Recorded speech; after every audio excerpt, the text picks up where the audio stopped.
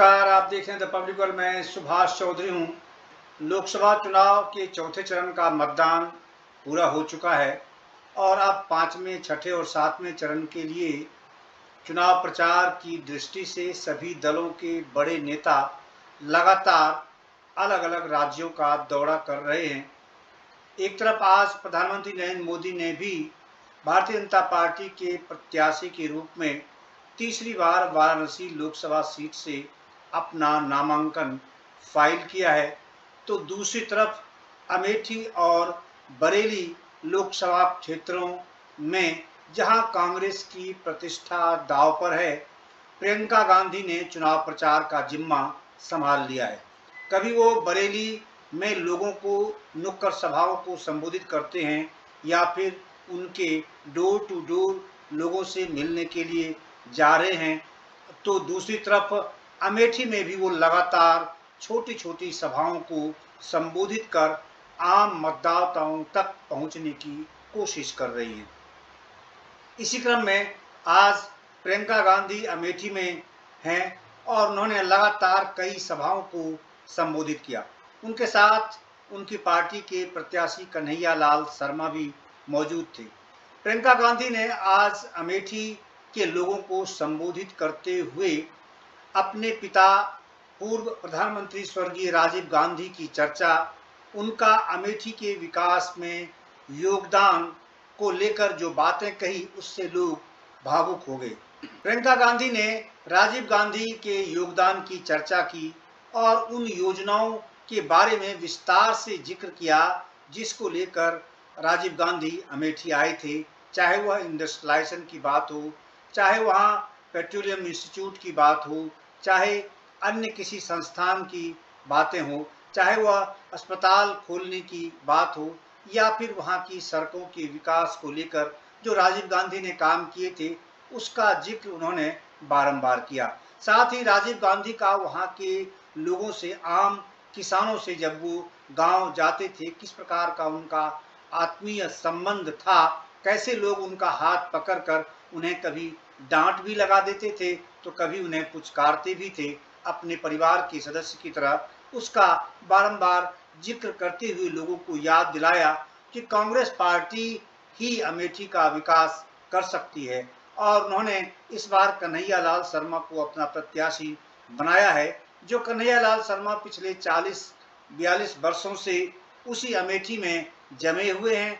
जब वो यंग थे तब वहाँ आए थे पार्टी की ओर से एक सामान्य कार्यकर्ता के रूप में काम करने के लिए और तब से लेकर अब तक लगातार उन्होंने अमेठी को ही अपना कार्य क्षेत्र बनाए रखा। ऐसे में उनका प्रचार करने के लिए प्रियंका गांधी का अमेठी आना बेहद महत्वपूर्ण है और वो इस प्रकार का संकेत दे रही हैं अपने भाषणों से कि कन्हैया लाल शर्मा नहीं बल्कि वो स्वयं यानी गांधी परिवार ही, राहुल गांधी ही अमेठी से चुनाव लड़ रहे हैं। दूसरी तरफ उन्होंने वहां उनके प्रमुख प्रतिद्वंदी और वहां की वर्तमान सांसद और मंत्री स्मृति ईरानी के कामकाज, उनकी कार्यशैली को लेकर भी उनकी आलोचना की। उसका एक तुलनात्मक दर्शन कराने की कोशिश उन्होंने वहां की जनता को किया है। आइए सुनिए उन्हीं के शब्दों में कि प्रियंका गांधी क्या कह रही हैं और कैसे वो अपना पिछला जो पारिवारिक संबंध अमेठी की जनता से रहा है गांधी परिवार का, उसको एक बार फिर कैसे वो उभारने की कोशिश कर रही हैं और लोगों को यह बताने की कोशिश करते हैं कि वही वास्तव में अमेठी की हितैषी हैं। सुनिए प्रियंका गांधी को। सबसे पहले मैं ये कहना चाहूंगी कि यहाँ पे अमेठी क्षेत्र में आपने एक राजनीतिक सभ्यता स्थापित की, आपने ही की। ये आपकी जागरूकता थी कि बार बार आपने मेरे पिताजी, मेरी माताजी को जिताया और इस किसी आधार पर नहीं जिताया। जिस आधार पर आपने जिताया वो यही था कि यहाँ पे आपके लिए उन्होंने निष्ठा से सेवा की। आपने देखा कि पिताजी के कार्यकाल में अमेठी कितना बदला। मैं जब बच्ची थी यहाँ आती थी तो मुझे ऊसर जमीन दिखती थी, सारे खेत सफेद होते थे। कोई बुजुर्ग है तो उनको याद होगा, अब मैं खुद बुजुर्ग हो गई हूँ 10 साल की थी तब पहली बार आई थी। तो मैंने जब सफेद जमीन देखी तो मैंने पिताजी से पूछा कि ये जमीन सफेद क्यों है, मैंने तो कभी देखी नहीं थी ऐसी। तो कहने लगे कि इसमें नमक बहुत होती है, ये उपजाऊ जमीन नहीं है, इसमें कुछ उगता नहीं है। वो तब की स्थिति थी। और आज जहां जहां जाएं आपको अमेठी में हरियाली दिखती है। तो जो नौजवान हैं उनको ये बात मालूम नहीं है कि यहाँ ऊसर सुधार की कितनी बड़ी योजना मेरे पिताजी लाए थे। 2 योजनाएं लाए थे, एक ऊसर सुधार के लिए और एक सिंचाई के लिए। उस समय जब वो गांव में जाते थे, किशोरी भाई साहब बता रहे थे कि किसानों से बात करते थे तो किसान कहते थे कि उपज इतनी है कि हम 7-8 महीनों के लिए अपने परिवार को खिला सकते हैं, उसके बाद खत्म हो जाता है, हमको खरीदना पड़ता है। तो पिताजी के मन में ये था कि यहाँ पे अगर सिंचाई अच्छी तरह से आ जाए और जमीन उपजाऊ बन जाए तो बहुत फायदा होगा किसानों का। तो सबसे पहले काम तो उन्होंने यही किए।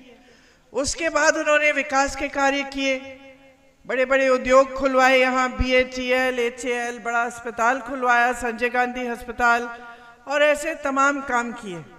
आज जो सड़कें अमेठी को बाकी देश से जोड़ती हैं, जो बड़ी बड़ी हाईवे हैं, ये भी सोनिया जी के कार्यकाल में बनी और राहुल जी के कार्यकाल में बनी। तो यहाँ पे जितना विकास हुआ, आपने देखा कि अगर निष्ठा से कोई काम करता है, नियत सही होती है तो नीति भी सही होती है, विकास अच्छी तरह से होता है। और आपने यहाँ स्थापना की थी इस राजनीति की कि यहाँ बड़े से बड़े पद पर आसीन देश के प्रधानमंत्री आ सकते थे। बहनों, आपके गांव जब आते थे आपसे अच्छी खासी डांट खाते थे। ये स्थापित किया आपने राजनीति कि नेता जवाबदेह बना आपके प्रति, चाहे प्रधानमंत्री ही हो। अगर आपके यहाँ आते थे तो बगैर घबराए आप बोल देते थे कि देखिए मेरे बिजली का खंभा आपने लगवा लिया है, इसमें तार नहीं लगा है, इस बार वोट नहीं देंगे। मजाक से भी प्यार करते थे बहुत, लेकिन जब डांट लगानी थी तो डांट भी लगाते थे। पैदल घूमे हैं, देखिए पैदल घूमे हैं, खुद गाड़ी चला के घूमते थे, चाहे वो हो, चाहे सोनिया जी मेरी माता जी हो या उनके बाद राहुल जी हो। हम सब ने भी अपनी राजनीतिक सभ्यता आप ही से सीखी, क्योंकि आपने पिताजी को दिशा दिखाई। हमेशा जब कुछ अच्छा नहीं लगा तो डांट दिया, कुछ अच्छा लगा तो प्यार भी कर दिया, प्यार से मिले जुले। तो ये एक सभ्यता, एक जो श्रद्धा रही आपके बीच और उनके बीच, एक तरफा नहीं था। ये नहीं था कि आप श्रद्धा कर रहे हैं लेकिन आपकी श्रद्धा नहीं हो रही है। तो ये जो यहाँ की जो सभ्यता है राजनीतिक, और यहाँ की जो पुरानी परंपरा है जो आप ही ने स्थापित की यहाँ और रायबरेली में, दोनों जगह, ये इस देश की पुरानी राजनीतिक परंपरा होती थी। महात्मा गांधी जी भी पैदल आपके बीच आए, चले, और जब आंदोलन किया उन्होंने तो हमारे धर्म के आधार पर, हिंदू धर्म ने जो सिखाया था कि सत्य के पथ पर चलो, सत्यमेव जयते, उनका नारा था। और आप ही ने देखा, जो बुजुर्ग हैं यहाँ, जो आपके पूर्वज हैं, वो सब जानते हैं कि किस तरह से इतने बड़े साम्राज्य को उन्होंने झुकाया सिर्फ सत्य और अहिंसा के बल पर। हाँ? जमीन दी किसानों को आजादी के बाद, फिर इंदिरा जी ने भी पट्टे दिलवाए।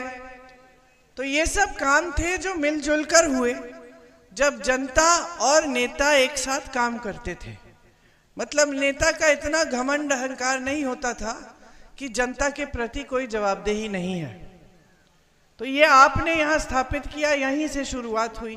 और बड़े बड़े आंदोलन जो देश में हुए 100 साल पहले तक के, किसानों ने जो आंदोलन किए वो भी यहीं से शुरू हुए। किसान यहीं शहीद हुए इस देश की आजादी के लिए। तो आप सबसे पहले तो समझ लीजिए कि आपका जो क्षेत्र है देश के लिए, देश के लोकतंत्र के लिए कितना महत्वपूर्ण है। लोकतंत्र जब स्थापित हुआ देश में, जब देश आजाद हुआ, तो उसका मतलब क्या था बहनों? लोकतंत्र का मतलब क्या होता है? लोकतंत्र में जैसे अगर आपके पास वोट का अधिकार है, आप गांव की महिलाएं हैं, आपके पास उतना ही अधिकार होगा जितना प्रधानमंत्री जी के पास होगा। आपके पास भी वोट है, उनके पास भी वोट है।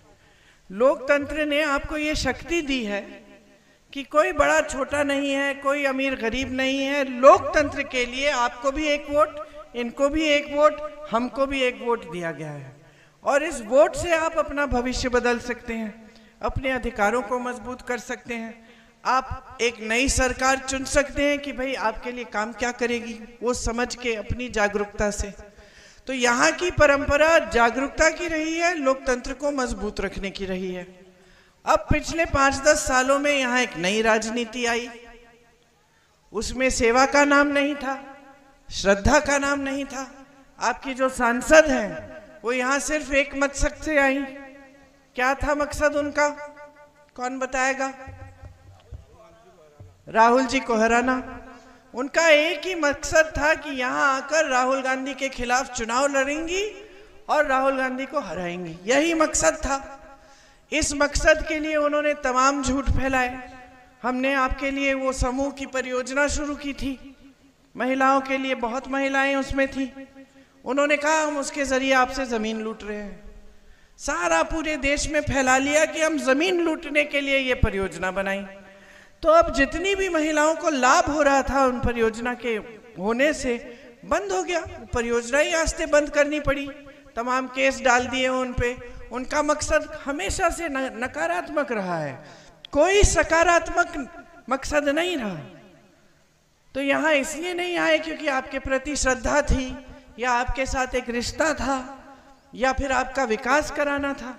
वो तो यहाँ इसलिए ही आई अपने राजनीतिक मकसद को पूरा करने के लिए। बस मकसद पूरा हो गया, पिछले चुनाव में भैया हार गए, तो फिर विकास, काम, इस सब का नामो निशान नहीं। सिर्फ जब टीवी वाले आते हैं, मीडिया वाले आते हैं, तब आती हैं सामने, और फिर भी झूठ फैलाती हैं। उसके बाद कोई दिखाई नहीं देता। तो आपके लिए कोई योजना नहीं लाई है। तो यही होता है जब गलत तरह की राजनीति आती है, जो सच्चाई पे आधारित नहीं होती है। हमने हमेशा ये कोशिश की है कि आपको सच बताएं। अगर आप बोलोगे कि यहाँ हाईवे बना दो, और हमें लगता है कि ये नामुमकिन है, नहीं बन सकती, तो हम बता देते कि दीदी यहाँ हाईवे नहीं बनेगा, लेकिन एक सड़क बना देंगे, अच्छी सड़क बना देंगे, हाईवे नहीं बन सकता यहाँ। सच बता देते थे, जो कर सकते हैं, जो नहीं कर सकते। और यहाँ एक और प्रतीक बना कि किस तरह से जब केंद्र में भी सरकार होती है और प्रदेश में भी सरकार होती है, तो किस तरह से विकास हो सकता है। उस जमाने में जब पिताजी प्रधानमंत्री थे, तब पूरा देश देखता था अमेठी की ओर, और देखते थे, कहते थे कि देखो कितना विकास हुआ है वहां।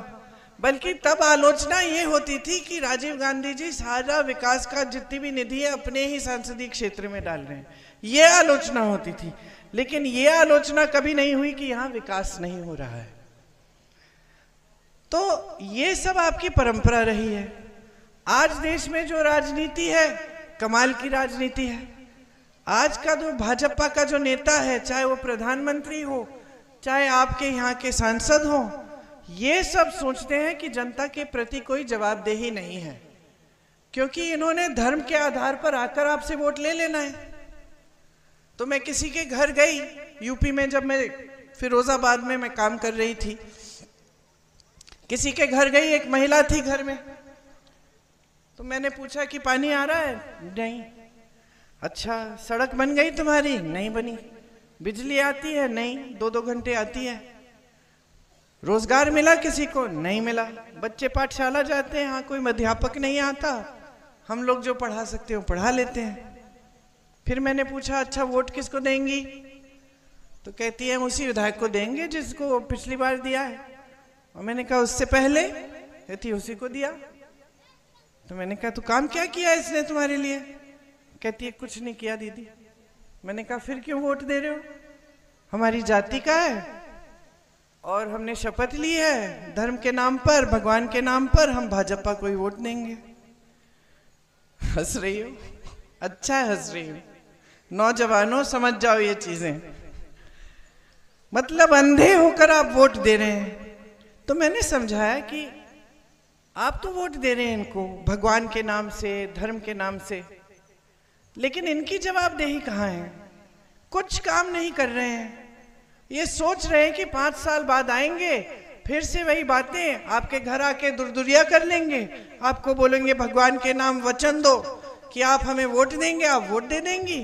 काम करने की जरूरत ही नहीं है।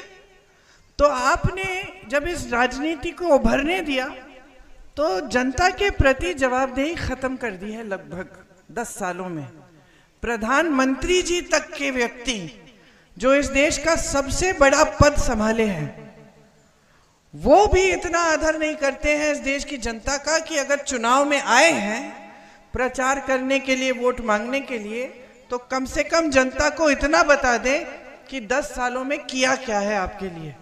इतना भी आदर नहीं है। आपसे फिजूल की बातें कर रहे हैं।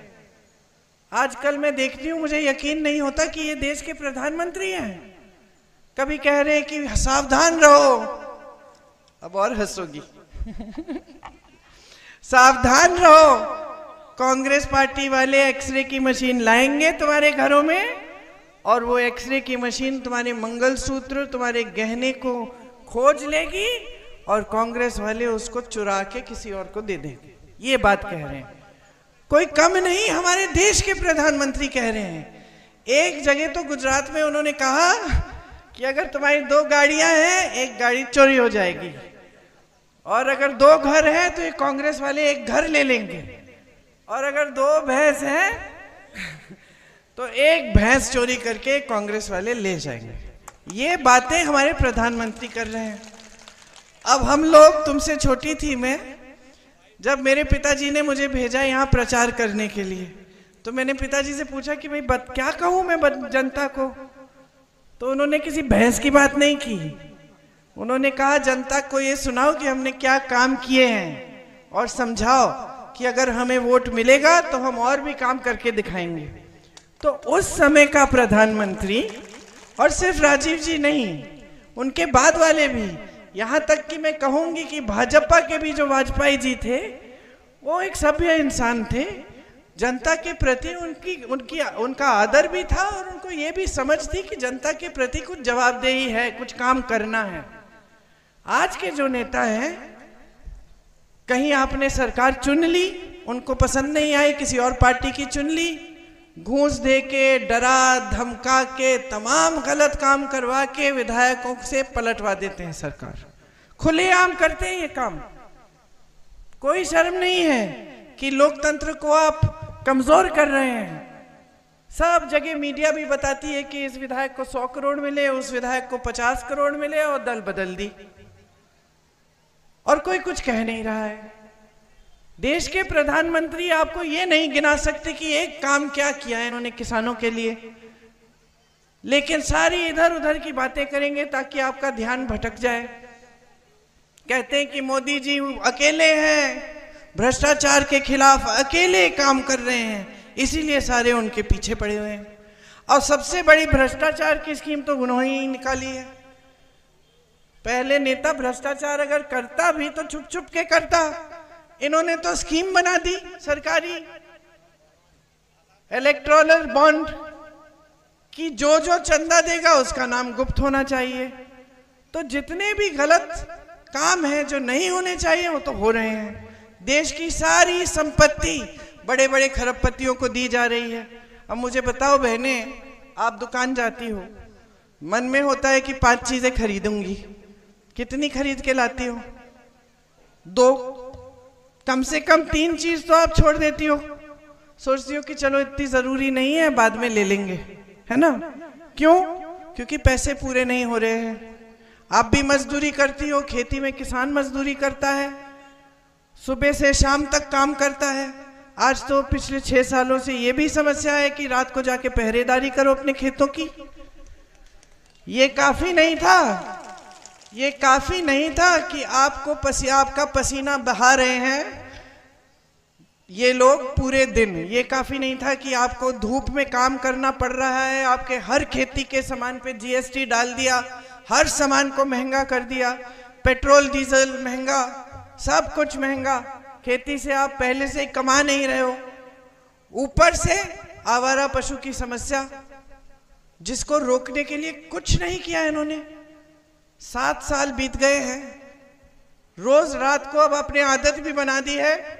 आपको तो वो दिन याद भी नहीं होंगे जब आप घर आके आराम करते थे शाम को। और मेरी बहनें मजदूरी करती हैं, काम करती हैं, खेती में हाथ बटाती हैं, तो भी घर पे आके काम करती हैं, खाना बनाती हैं, बच्चों का देखभाल करती हैं, सफाई करती हैं। कोई आराम नहीं है, कोई राहत नहीं है, संघर्ष ही संघर्ष है कि नहीं? तो सरकार का क्या काम क्या होता है? आपका संघर्ष बढ़ाना कि उसको घटाना? घटाना। इसीलिए आप सरकार चुनते हैं। तो सारे काम तो किसी से नहीं होते। राजीव जी ने भी 100 काम किए होंगे, लेकिन पूरा तो नहीं हुआ। अभी भी सड़कें हैं जो बनी नहीं है, अभी भी बिजली के खंभे लगने हैं। तो विकास का काम ये नहीं है कि सारा इकट्ठे हो सकता है, लेकिन जितना कर सकते हैं उतना तो करें। इन्होंने सारी संपत्ति बड़े बड़े खरबपतियों को दे दी, ठीक है। महंगाई बहुत ज्यादा कर दी। कोयला, बिजली, बंदरगाह, हवाई अड्डे सब बड़े बड़े खरबपतियों के। उन 3 गुना में, अच्छा देखिए, रेल का टिकट 3 गुना महंगा है। हाँ हाँ हाँ, अच्छा।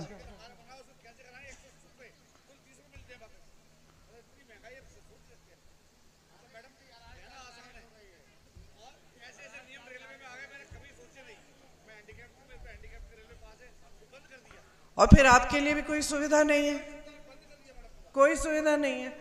मतलब जो गरीब है, जो मिडिल क्लास का है, उसके लिए कोई नीति, कोई योजना नहीं है।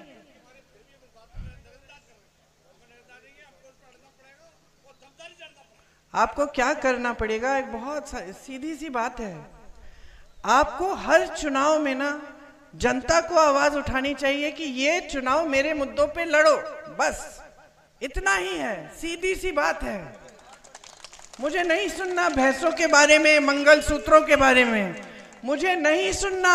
चुनाव के समय मुझे इन चीजों से मत बहकाओ। मंदिर मस्जिद की बातें चुनाव के समय मत करो।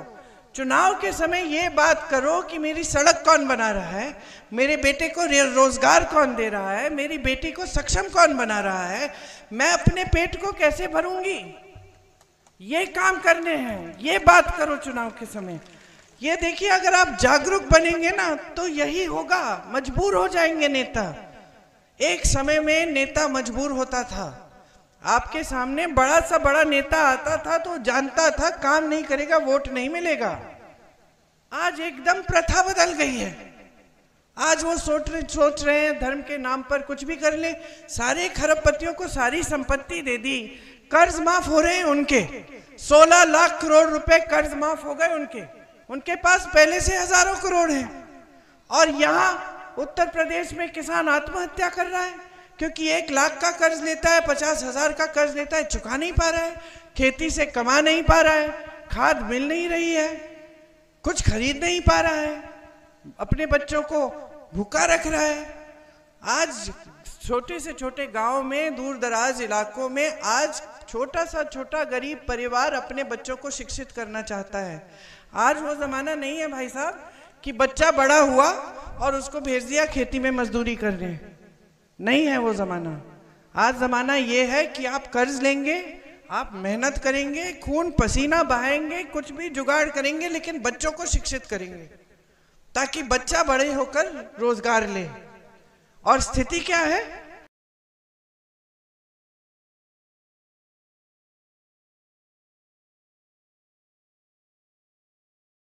70 करोड़ बेरोजगार जनता घूम रही है देश में।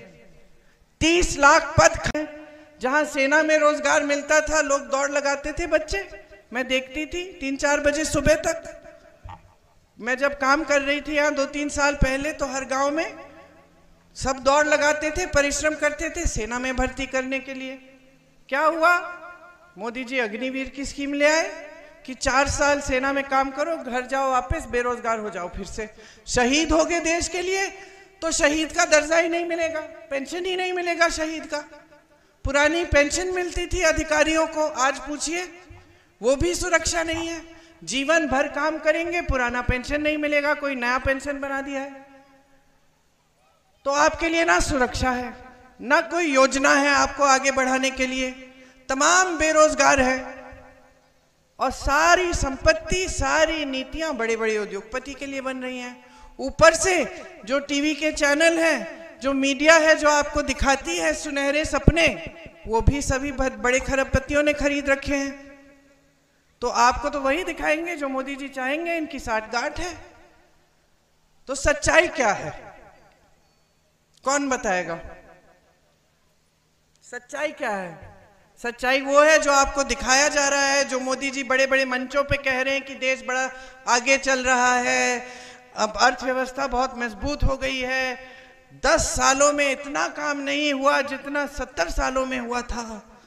मतलब उसका उल्टा, कि 10 सालों में इतना काम हुआ है कि 70 सालों में कांग्रेस ने कुछ नहीं किया, उससे ज्यादा काम हमने 10 सालों में कर लिया। ये बताया जाता है आपको। सही कह रहे हैं कि जो 70 सालों में जो जो खड़ा किया था वो तो सारा इन्होंने बेच दिया। अगर 70 सालों में कुछ बना नहीं होता तो बेचते क्या, देते कैसे अपने मित्रों को? सही बात है। और कई जगह जो काम हमने कम से कम आपके क्षेत्र में जो शुरू किए वो बंद भी करा दिए। यहाँ भैया फूड पार्क लाने वाले थे, उसकी शुरुआत भी हो गई थी, उसको बंद कर दिया। उससे किसानों का कितना लाभ होता। एम्स खुला रायबरेली में, उसको भी ठंडे बस्ते में डाल दिया। उसका बड़ा होना चाहिए था, उसका छोटा सा खोल के छोड़ दिया है। तो सच्चाई ये है, आपका संघर्ष है, सच्चाई आपका जीवन है, और कोई सच्चाई नहीं है इस देश में। सच्चाई इस देश का किसान है, जो रोज खून पसीना अपना बहा रहा है, मेहनत कर रहा है, लेकिन उसकी कमाई नहीं हो रही है। सच्चाई मेरी बहनें हैं, जो कुछ भी कर ले महंगाई का सामना नहीं कर पा रही हैं, रो रही हैं। सच्चाई इस देश का नौजवान है, जिसको रोजगार नहीं मिल रहा है, शिक्षित है, बीटेक, बीएससी, एमएससी, एमए सब कुछ कर लिया है, भर्ती की परीक्षा देता है, पेपर लीक हो जाता है, पेपर लीक होता है, फिर से देता है, घोटाला हो जाता है। सब अंधेरा ही अंधेरा है आपके सामने। और जितनी मुश्किलें हैं वो बढ़ी जा रही हैं, लेकिन राहत नहीं मिल रही है। राहुल गांधी जी जो आपके सांसद होते थे, हाँ हाँ हाँ, अरे मोदी जी जब किसानों के बीच में कभी गए ही नहीं हैं, जब से प्रधानमंत्री बने हैं, जब किसी एक गरीब के घर में घुसे ही तक नहीं हैं। मोदी जी को देखते हैं, ऐसा साफ सुथरा कुर्ता तो मैंने जिंदगी में नहीं देखा। हर 10 मिनट बदलते होंगे या फिर कुछ करते नहीं हैं। मेरे पिताजी घर आते थे और दाग भरे रहते थे, धूल, सर पर धूल, मुंह पे धूल, घबराहट हो जाती थी देख के। इधर इधर तक उनके हाथ पे निशान होते थे, दाग होते थे, लोग यूं यूं पकड़ के उनसे मिलना चाहते थे, नाखून के निशान होते थे। और ये आपके प्रधानमंत्री, ऐसी चमक है चेहरे पे कि महिलाएं जी, अगर हमको भी पता चल जाए ना कि क्या लगा रहे तो हम सब भी लगाना शुरू करें, हम भी चमके उनकी तरह। खत्म कर लूं फिर बता लेना। तो मोदी जी तो अपनी दुनिया में रह रहे, कट गए हैं आपसे। वाराणसी के सांसद हैं, मैं चुनौती देती हूँ, एक कोई बता दे मुझे कि किसी के घर कभी गए वाराणसी में। वो कल भी रोड शो किया उन्होंने, बड़ी गाड़ी में यूं खड़े हो गए, इतने ऊंचे कि हाथ भी नहीं पहुंचता वहां। और हाथ तो वो तो छोड़िए, जनता उधर है, इतने सुरक्षा कर्मी इधर, इतने उधर, और बीच में चल रहे, खड़े हैं ऐसे, यूं यूं हाथ हिला रहे। उनको क्या मालूम कि आपके दुख क्या है? वो तो कट चुके हैं पहले ही आपसे, सिर्फ सेठों के साथ दिखते हैं। कभी कष्ट नहीं किया है आपकी समस्याओं को सुनने का। वहां आपके सांसद जिनको आपने हराया, मेरे भाई, 4000 किलोमीटर पैदल चले हैं, कन्याकुमारी से कश्मीर तक चले हैं पैदल, रोज 4 महीनों के लिए चले। क्यों? आप सबसे मिलने के लिए, ये सुनने के लिए कि देशवासियों की क्या समस्याएं हैं, क्या दुख हैं, किस तरह से हमारी पार्टी इनको दूर कर सकती है। तो ये फर्क है नेताओं में, और ये विचारधारा की फर्क है, और ये एक राजनीतिक सभ्यता की फर्क है, और आपको ये समझना बहुत ही जरूरी है।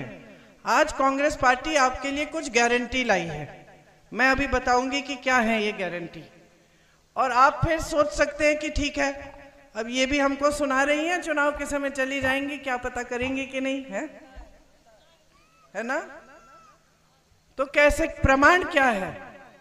हमारी प्रदेश सरकारों ने ये काम किए हैं। जैसे हम कह रहे हैं हमारी केंद्र में इस चुनाव में सरकार आएगी तो हम 25 लाख का स्वास्थ्य बीमा सब गरीब परिवारों को देंगे। ये काम हमने राजस्थान में किया, राजस्थान में ये लागू हुई ये स्कीम। 25 लाख तक जितना भी आपका इलाज है वो मुफ्त में होगा। मैं राजस्थान में जब गई थी तो ऐसे ऐसे लोगों से मिली जिनका हार्ट का ऑपरेशन मुफ्त में हुआ, कुछ देना नहीं पड़ा, सिर्फ जो पहचान पत्र बनाने के लिए पैसे होते हैं वही दिए, और बाकी उनको बीमा मिल गया, उनकी का पूरा इलाज हुआ। तो हम ये 25 लाख का बीमा सबके लिए लाना चाहते हैं देश में, ताकि आप बीमार पड़े तो आपके लिए सुविधा हो। बहनों के लिए हमने तय किया है कि 1 लाख रुपए सालाना हर गरीब परिवार की सबसे बड़ी महिला के खाते में डालेंगे। हर महीने 8,500 रुपए आपके खाते में आएंगे, क्योंकि हम ये पहचान रहे हैं कि आप पर बोझ कितना है। आज तक आप खेती में काम करती हो, मगर मजदूरी कर ली तो आपको दिहाड़ी मिल जाएगी। घर की मजदूरी के लिए क्या मिलता है? कुछ नहीं मिलता ना, मुफ्त में ही करते हैं हम। स्कूल के जो मिड डे मील वाली महिलाएं, आपके लिए भी योजना है। तो हमने सबसे पहले तो यह तय किया है कि जो गृहस्थ महिलाएं हैं, सबसे बड़ी हैं परिवार में, उनके खातों में हम 8,500 रुपए डालेंगे। और जो मिड डे मील वाली महिला हैं और जो आंगनवाड़ी और आशा बहुएं हैं, आज तक आपका मानदेय नहीं बढ़ाया। आपको कितना मिल रहा है? 2,000। आपको तो 2,000 मिल रहा है, बहुत महिलाओं को मिलता भी नहीं है, पूरा नहीं मिल रहा है, बीच से कोई ले भी रहा है। आप आशा बहु हैं, आप एक महिला को 9 महीनों के लिए आप देखभाल करते हो, और जब उसकी डिलीवरी होती है तभी आपको उसके मिलते हैं पैसे, है कि नहीं? और कभी कभी मैं जानती हूँ कि डॉक्टर पूरे नहीं देते हैं, सच बात है कि नहीं, है ना। तो आपके लिए हमने तय किया है कि केंद्र से जो राशि आती है आपके मानदेय के लिए, उसको हम दुगना कर देंगे, तो आपके मानदेय बढ़ जाएंगे। और महिलाओं के लिए 50% सारे सरकारी जो रोजगार है वो महिलाओं को मिलेंगे। तो जो पहले से आरक्षण है, मतलब ओबीसी एससी जो आरक्षण है वो रहेंगे, उनके अंदर अंदर ओबीसी महिला एससी महिला को 50% रोजगार देंगे। नौजवानों के लिए आप स्नातक पास होंगे तो आपके लिए एक अप्रेंटिसशिप का प्रोग्राम लाएंगे, जिससे आपको बड़ी बड़ी सरकारी कंपनियों में अप्रेंटिसशिप मिलेगी और आपकी पहली नौकरी पक्की हो जाएगी। 1 लाख रुपए सालाना आप कमा लेंगे। ये आपका अधिकार बन जाएगा, कानूनी अधिकार बनेगा। आपके लिए 5,000 करोड़ का फंड निकालेंगे ताकि आप अपना कारोबार शुरू करना चाहें तो कर पाएंगे, उससे सुविधा मिलेगी। पेपर लीक के खिलाफ सख्त से सख्त कानून लाएंगे कि सख्त कार्रवाई होगी कोई किसी ने घोटाला करने की कोशिश की तो। किसानों के लिए आपके सारे सामान जीएसटी से मुक्त कर देंगे। आपको न्यूनतम समर्थन मूल्य नहीं मिलता, न्यूनतम समर्थन मूल्य आपका कानूनी अधिकार बन जाएगा। और आपके कर्ज माफ होंगे। कर्ज माफी के लिए एक स्थायी आयोग बनेगा, जिससे जब जब आप संकट में हैं आप मदद मांग सकते हैं। ये सब काम हम आपके लिए करना चाहते हैं, और इससे ज्यादा काम भी है हर वर्ग के लिए। हर जैसे कोई प्रोफेशनल्स है, मिडिल क्लास है, सबके लिए हमारे न्याय पत्र में हमने लिखा है हम न्याय देना चाहते हैं। इस देश की जनता के साथ मोदी जी की सरकार ने बहुत अन्याय किया है, आपको गरीबी की खाई में छोड़ दिया है और बड़े बड़े खरबपतियों को और अमीर बनाया है। उनके लिए सारी नीतियां बन गई हैं। तो ये बात आप गहराई से समझिए। आवारा पशु की बात की मैंने। आपको मालूम है छत्तीसगढ़ में हमारी सरकार थी, इसी तरह से आवारा पशु ने आतंक फैला रखा था। तो छत्तीसगढ़ के मुख्यमंत्री जी ने तय किया कि हमें इस समस्या को सुलझाना है, तो उन्होंने गौशालाओं को बहुत मजबूत कर दिया। तो गौशालाओं में सारी सुविधाएं दे दी।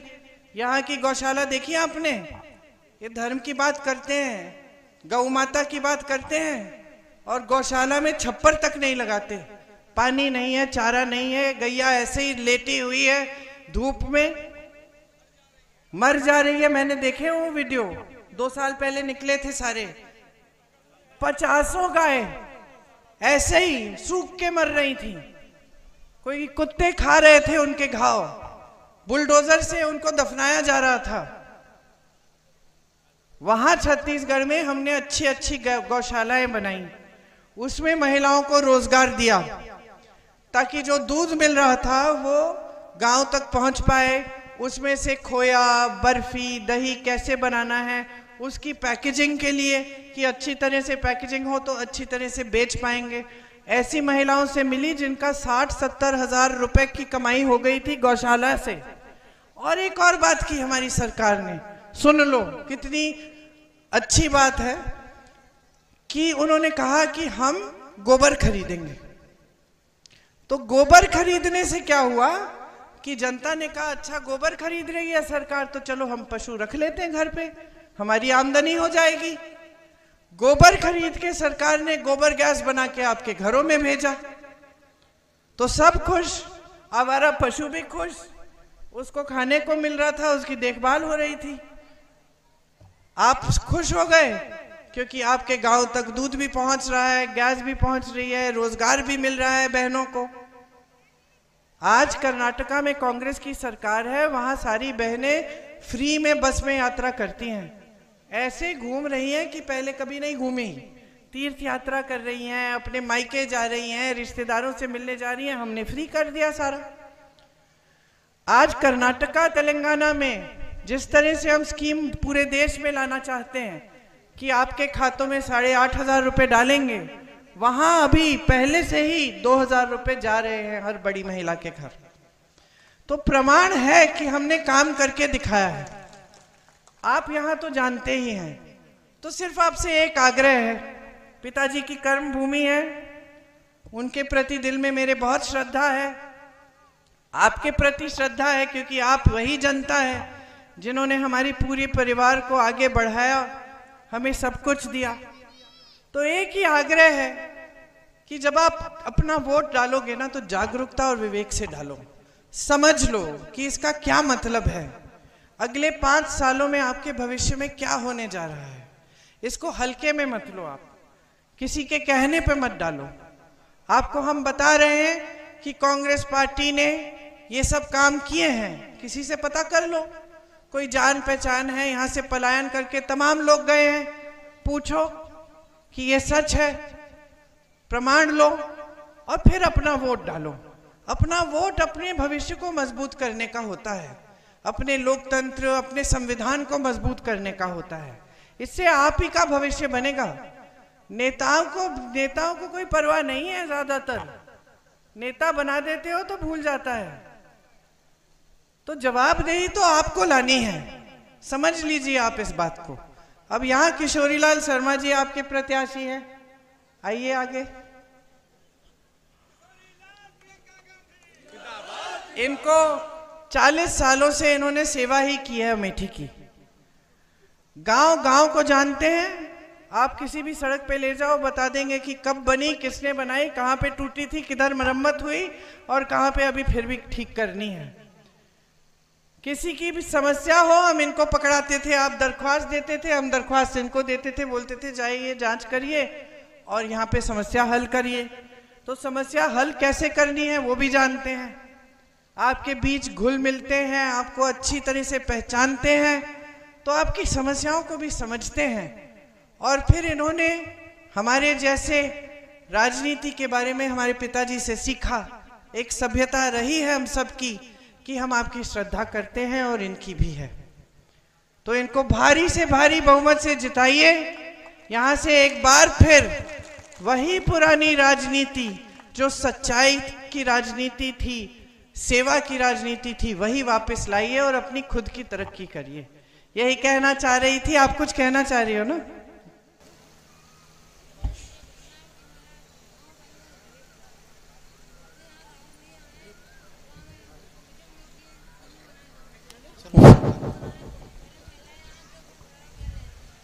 माइक है?